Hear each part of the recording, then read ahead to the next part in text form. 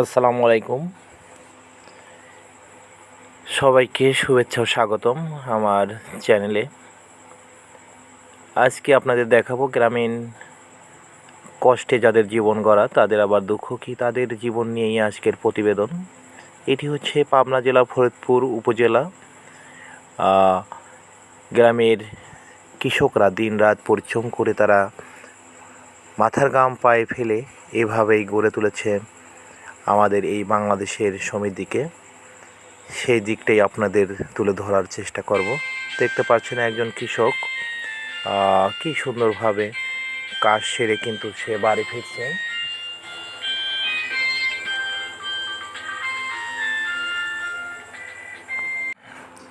এই কাজটি পরিবারের পুরুষের পাশাপাশি মহিলারাও অবদান রেখে থাকে। দেখতে পাচ্ছেন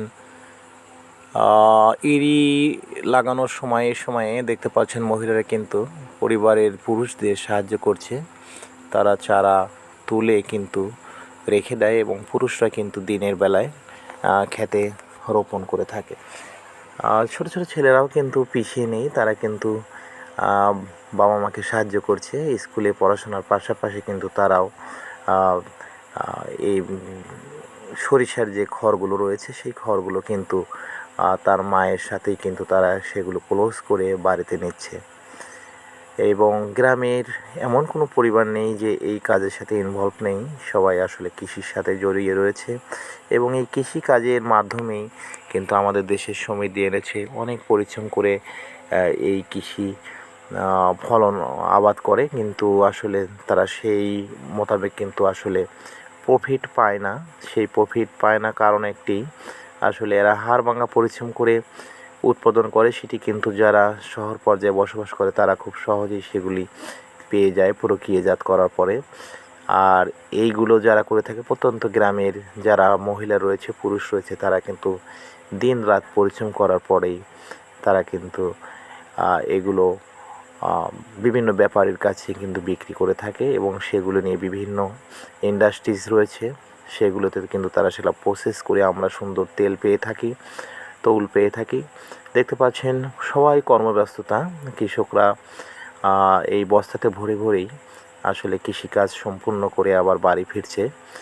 দেখতে পাচ্ছেন সন্ধ্যা ঘনিয়ে এসেছে, সবাই কিন্তু দলে দলে বাড়ি ফিরছে। কিছু চারা বেঁচে গেছে, সেগুলোকে নিয়ে আসছে বাড়িতে। এগুলো আবার কিন্তু আগামীকাল যে জমিগুলি প্রস্তুত করা হয়েছে সেই জমিগুলোতে রোপণ করা হবে।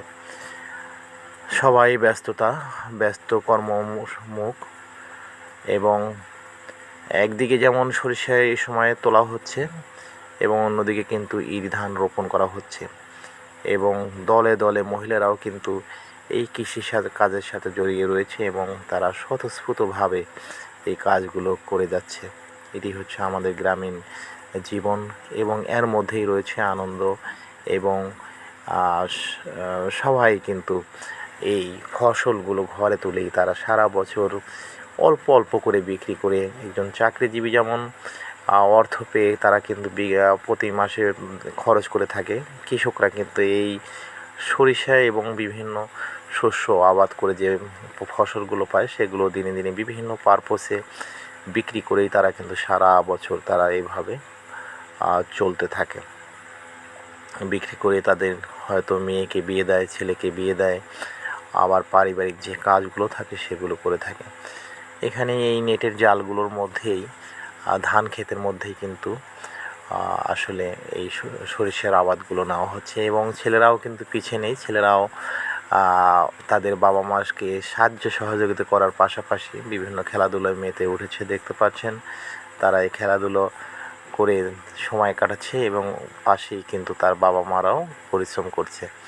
সেই কাজের ফাঁকেই তারা কিন্তু খেলাধুলায় মেতে উঠেছে। এদিকে গ্রাম্য ভিলেজ পলিটিক্স যেটা বলা হয় সেটিও কিন্তু কমতি নেই। গ্রামের মুরব্বীরা বিভিন্ন পলিটিক্স কাজের সাথে জড়িত, কার কী অন্যায় করা হবে সেটি নিয়েও কিন্তু তারা খুব সুন্দরভাবে গোপনে কথাবার্তা বলে থাকে। এখানে দুইজন মুরব্বীকে দেখতে পাচ্ছেন, তারা কিন্তু সেই কাজই করছে, গোপন বিষয়ে তারা আলোচনা করছে এবং কার ক্ষতি করা যায় এবং নিজেরা কীভাবে লাভবান হওয়া যায় সেই বিষয়ে কিন্তু তারা সলা পরামর্শে মেতে উঠেছে। দেখতে পাচ্ছেন এটি নতুন নয়, সারা বাংলাদেশ সারা বিশ্বে রয়েছে এই রকম আসলে বিশ্বাসঘাতকতা, মীর জাফরের মতো কর্মকাণ্ড। তারা দুইজনও সেই রকম একটি স্পর্শকাতর বিষয় নিয়েই কিন্তু তারা আলোচনা করছে এবং মাথায় কিন্তু টুপিও রয়েছে। টুপি থাকলেই যে মানুষ ভালো হবে এটি কিন্তু সঠিক নয়। অনেকে যারা সাদামাটা জীবনযাপন করে তারা অনেক দিক দিয়ে ভালো রয়েছে এই রকম বিশ্বাসঘাতক লোক থেকে। অনেকে ইসলামকে কেন্দ্র করেই তারা টুপি মাথায় দিয়ে মানুষকে দেখায় যে আমরা আসলে ভালো, আসলে কোনো সময়ই তারা ভালো না। তারা পরনিন্দা ক্ষতি নিয়েই তারা ব্যস্ত থাকে। ধন্যবাদ সবাইকে ভিডিওটি দেখার জন্য। আসসালামু আলাইকুম।